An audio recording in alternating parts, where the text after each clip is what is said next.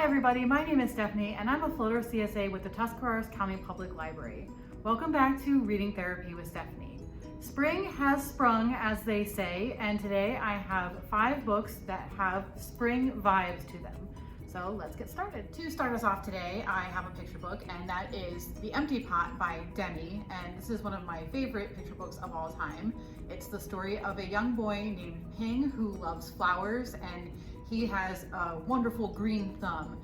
And then one day the emperor says that anyone who can grow the most beautiful flower from the seeds that are provided will succeed him to the throne. And so Ping gives it his best effort, but ends up with an empty pot somehow and has to present that empty pot to the emperor.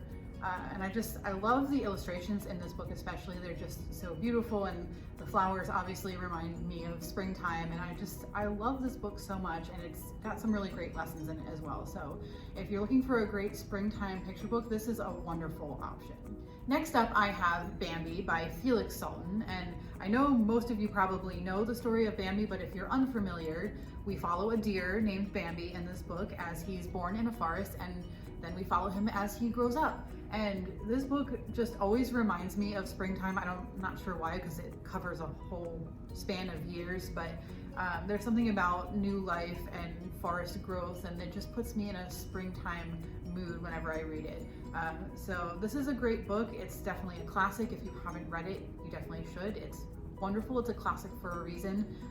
But yeah, definitely gives me those springtime feels. Next up, I have Moo by Sharon Creech, and this follows Rena and her family as they move from the city to rural Maine.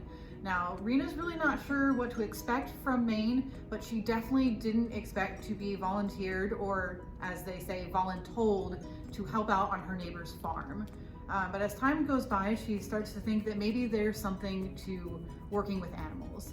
And I really love this book in particular, mostly because I grew up in a city, and then when I got married, I moved to the country, so it speaks very directly to my heart. But I also love the format of this book. It's kind of half poem, half regular narrative, and it just is blended so well, and it's so easy to read.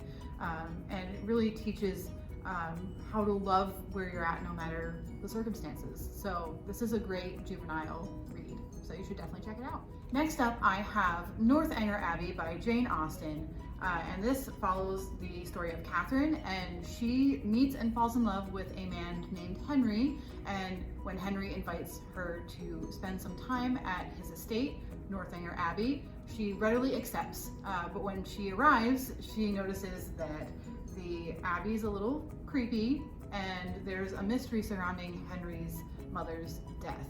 And the more that Catherine discovers, the more suspicious she becomes.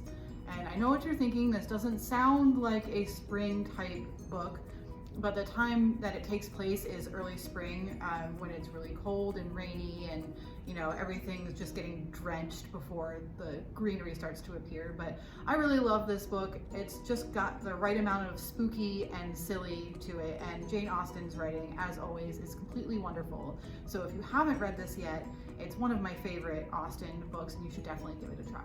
And for our last book today, I have The Near Witch by V.E. Schwab, and in this story we follow a young girl named Lexi who lives in a village called Near. In Near, the children are always told to never listen to the wind if it speaks to you, because it means that the Near Witch is using the wind to lure you from your bed. Then one day a mysterious boy appears in the village, and children really do start to go missing. So Lexi has to get to the bottom of it, because she really doesn't think that the boy is responsible. This is another book that takes place kind of early spring when everything's still frozen and it's rainy and cold, but the whole book kind of has that vibe of moving from being frozen into the thaw of spring. And as always, V.E. Schwab, she's just a wonderful writer. She has such a poetic feel to her words. Honestly, she could write a grocery list. I would probably read it. But this is just such a wonderful book, kind of spooky, but also full of hope, which I really love that about this.